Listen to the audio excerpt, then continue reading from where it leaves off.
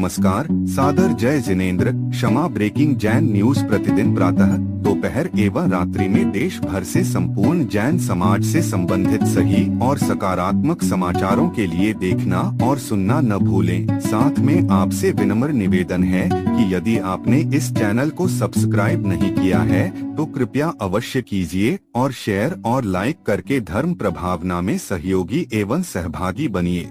इस कार्यक्रम के पुण्यार्जक नमन करता है मातेश्वरी श्रीमती चंदाबाई जैन, वीरेंद्र कड़नकी, रेखा कड़नकी, आदर्श आदि एवं समस्त कड़नकी परिवार, ललितपुर।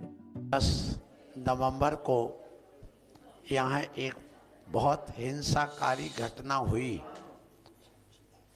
आप सबको ज्ञात है कि लगभग 20 लोग निर्दोष आतंकवाद की चपेट में आकर मारे गए। जहां अपना एक विशाल जिनालय लाल मंदिर, उसी के सामने लाल किला, उसी बीच में एक कार से आतंकवादी विस्फोट हुआ। सुनते हैं कि डॉक्टर उमर नबी और डॉक्टर शाहीन, डॉक्टर सज्जत और डॉक्टर परवेश ऐसे पढ़े लिखे लोग जो कि फरीदाबाद में अल फलाह नाम की एक यूनिवर्सिटी है, उसमें पढ़ने वाले और उससे पढ़े हुए लोग इस आतंकवादी संगठन से जुड़े हुए हैं। और इसकी जिम्मेदारी ये जो डॉक्टर जो हमारे उमर नबी हो गए, उन्होंने पुलवामा और लखनऊ के 2 डॉक्टर थे और इन्होंने इसकी जिम्मेदारी ली लश्कर और जैश नाम के जो आतंकवादी संगठन है कि हाँ, मैंने यह विस्फोट किया है। प्रसंग ये है कि आखिर ये आतंकवाद भारत में पनप क्यों रहा है, क्या वजह है कि आतंकवादी घटनाएं ये हो रही हैं, इसकी शुरुआत कब और कैसे हुई। कुछ बुरे भी होते हैं। मौलवी इफरान नाम के व्यक्ति वहां जश्न मना रहे हैं। मौलवी इफरान नाम के व्यक्ति वहां जश्न मना रहे हैं। विचार करिए कि जब मौलवी जैसे धर्म गुरु भी यदि भारत में ऐसी घटना हो रही हो और वहाँ जश्न मना रहे हो, माला पहना रहे हो और वहाँ पर फूल बरसाए जा रहे हो, तो इसका मतलब ये पूरे के पूरे लोग उस साजिश में हैं। योजनाबद्ध तरीके से चल रहा है, इसमें कोई संदेह नहीं है। और ऐसी स्थिति में हमें ये सावधान रहने की जरूरत है। यहाँ पर कहा जाता है कि मुस्लिम लोग दहशत में हैं। मुझे नहीं लगता कि मुस्लिम दहशत में, मुझे तो ये लगता है कि हिंदू और जैन सब दहशत में हैं, ये दहशत में नहीं है। क्योंकि दहशत फैलाने का काम कोई जैन ही नहीं करता, कोई हिंदू नहीं कर रहा है, ये सारे आतंकवादी कर रहे हैं। और आतंकवादी है कौन, पहले ये भी एनालिसिस अपन को करना होगी और समझना होगा। तो यहाँ पर ये जो आतंकवादी घटनाएं होती हैं, अकेले दुख व्यक्त करने से इसका कोई समाधान नहीं है।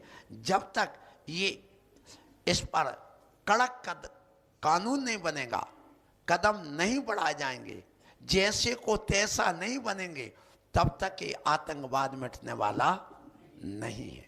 सरकार को चाहिए कि इस पर लगाम लगाए। सबसे पहले ये है।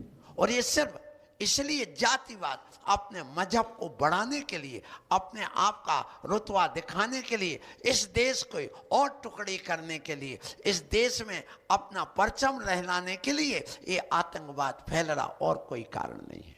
जहां जहां पर ये देखने को मिल रहा है वहां स्थिति बड़ी विकट है। जहां जहां पर इस्लाम के अलावा अन्य लोग हैं उनको काफिर कहा जाता है। और काफिर करके क्या क्या वहाँ योजना चलती है वो तो भगवान ही जानता, मैं अपने मुख से नहीं कह सकता हूँ। आतंकवाद का अर्थ है दहशतवाद, दहशत फैलाना। आतंकवाद का अर्थ है भयवाद। आतंकवाद का अर्थ है रोग एक प्रकार का। ये नासूर है, बहुत बड़ा नासूर, बहुत बड़ा रोग है देश में।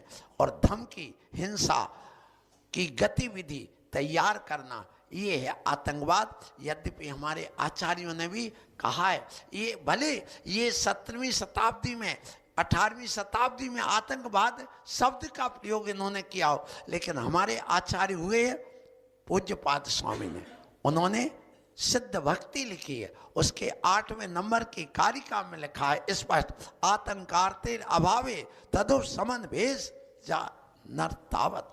अर्थात भगवान आपका ही एक शासन ऐसा है जहां आतंकवाद को कोई स्थान नहीं और आतंकवाद समाप्त हो जाता है।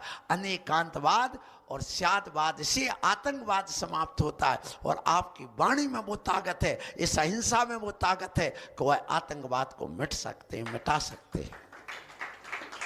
इसलिए इस जैन धर्म के इन सिद्धांतों को प्रचारित करने की आज जरूरत है, आतंकवाद मिटाने के लिए। इसी प्रकार से सुनिए, हमारे यहाँ पर रत्नकर्ण श्राप का 4 ग्रंथ है, उसमें आचार्य समंतभद्र स्वामी ने भी आतंक शब्द का प्रयोग किया है और उन्होंने कहा है कि देखो सुनो, चुत पे पासा जलातंक है, जन्मांतक भयस्मया। वहां भी आतंक का अर्थ रोग लिया, ऐसा रोग जो हमारे लिए देश में, शरीर में, देह में, सब जगह रोग फैलाता है, परेशान करता है। और ऐसे भगवान आप इन 18 दोषों से रहते आतंक आदि, इसलिए भगवान आपको नमस्कार हो। इसके अलावा इष्टोपदेश में भी ऋषिकज बनातंक, उन्होंने यहाँ पर भी कह दिया, आतंक शब्द का प्रयोग किया, आतंकवाद का प्रयोग किया। इसका मतलब ये है कि 2000 वर्ष पहले भी ये आतंक था और ये फैला हुआ था और ये चलता था।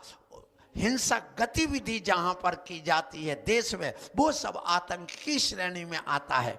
इसलिए मैं आप लोगों से कहूंगा कि जो जो इसमें सहयोगी हैं, ऐसी सारी संस्थाएं बंद होना चाहिए। जैसे फरीदाबाद में अल फलाद नाम की जो यूनिवर्सिटी है, वहाँ के जो डॉक्टर्स हैं पकड़े गए, इनमें सब में ताले लगना चाहिए, तब जाकर के आगे जाकर के रोक सकता है। अन्यथा जहाँ पर आतंकवादी पैदा किए जा रहे हों, वो उसको हम शिक्षण केंद्र नहीं कह सकते, उसको देश के हित में नहीं कह सकते। इसलिए हमारे इस भारत देश में सरकारी तौर पर 42 आतंकवादी संगठन काम कर रहे हैं सरकारी आंकड़ों के अनुसार। और सुनिए, वैसे तो 65 लगभग आतंकवादी संगठन है जो सरकार की श्रेणी में अभी नहीं आते, लेकिन है पूरे विश्व में 135 आतंकवादी संगठन काम करते। सबसे ज्यादा आतंकवादी संगठन मिलेंगे आपको अफगानिस्तान में मिलेंगे, और पाकिस्तान में सर्वाधिक ये आतंकवादी संगठन है जो काम करते हैं। सारे विश्व को वो लीलना चाहते, नष्ट करना चाहते हैं, सिर्फ इसलिए कि हमारा वर्चस्व हो जाए। इस वर्चस्व की लड़ाई, अपने इस धर्म को फैलाने की लड़ाई ये चल रही है। इसलिए जो जो भी ये आतंकवादी संगठन है, आपको मालूम हो कि कैसे खालिस्तान जिंदाबाद फोर्स के नाम से एक आतंकवादी, मतलब जैसे हमारे यहाँ मिलिट्री है, यदि हमारे देश में 8 लाख मिलिट्री है तो इन्होंने 16 लाख अपने उन लड़कों को तैयार कर रखा है कि बस वो कहते हैं 5 मिनट के लिए, 10 मिनट के लिए यदि मिलिट्री हटा दी जाए फिर बताऊंगा ये हिंदुस्तान है कि पाकिस्तान है। ऐसे शब्दों का प्रयोग किया जा रहा। क्यों? क्योंकि बाबर खालसा इंटरनेशनल, इन्होंने ऐसे आतंकवादी संगठन बना लिए जिसमें 10 लाख लड़के कम लगभग होना चाहिए। खालिस्तान कमांडो फोर्स बना करके रखा। ऐसे बड़े बड़े, आपको मालूम हो कि लिबरेशन टाइगर्स ऑफ तमिल इस्लाम करके ऐसे बड़े बड़े आतंकवादी संगठन हैं। हे जैनियों, तुम कहाँ सो रहे हो? उठो, जागो, सावधान हो, और आपको सोचना पड़ेगा और अपनी रक्षा के लिए इन मंदिरों को, इन धर्म को, इन मुनियों की रक्षा के लिए तुम्हें आगे आना पड़ेगा। तब जा कर के आप अपने इस धर्म को बचा सकोगे।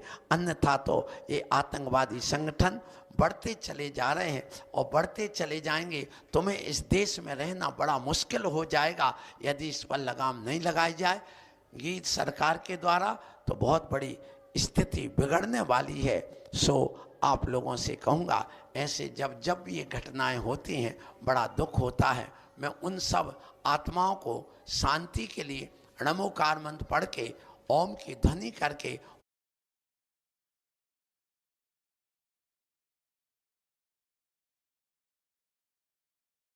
उनकी आत्माओं को शांति मिले, जो इस दुनिया से निर्दोष होकर के और इस आतंकवाद की चपेट में आकर के स्वर्गवास हुआ है जिनका, उन सब की आत्मा के लिए शांति के लिए ओम नमः, ओम नमः, ओम शांति, ओम शांति। नमो अरिहंताणम, नमो सिद्धाणम, नमो आयुर्याणम, नमो वज्रयाणम, नमो लोये सभ्य सावणम।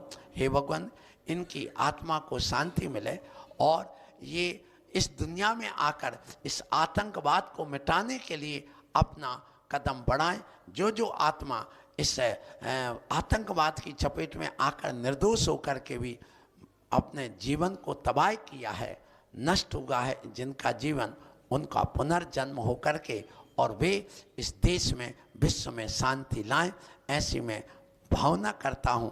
और केंद्र सरकार से और जो स्टेट सरकार हैं उनसे भी कहूँगा कि इसके लिए आप लगाम लगाएं।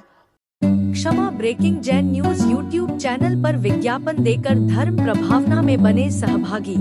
विज्ञापन देने हेतु संपर्क कीजिए मोबाइल नंबर 9026900740 एवं समाचार एवं वीडियो भेजने हेतु व्हाट्सएप नंबर 9335236222।